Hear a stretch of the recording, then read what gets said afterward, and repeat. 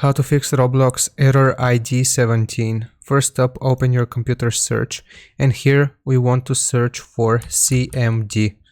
Click on command prompt, right click actually, and click on run as administrator and select yes. Alright, so from here we need to type two commands. The first command is ipconfig/flush DNS and press enter. Next up, the second command is netsh winsock reset, and again press enter. Should say this, successfully reset the winsock catalog. So now what we need to do is exit out of this and open up the control panel. So again, open up your computer search and search for control panel. Click on it.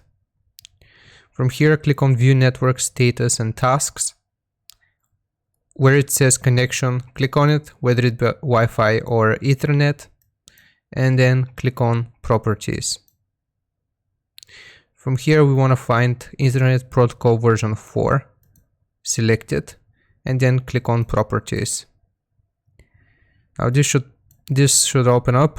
Click on use the following DNS server addresses, and here is the address we need to use: 1.1.1.1.0.0.1, and this is actually our own DNS address. So click on OK. You can close out of this, then simply restart your PC, and then you should be good to go. Hopefully this fixes it for you. Leave a like and sub if this worked, and I'll see you next time.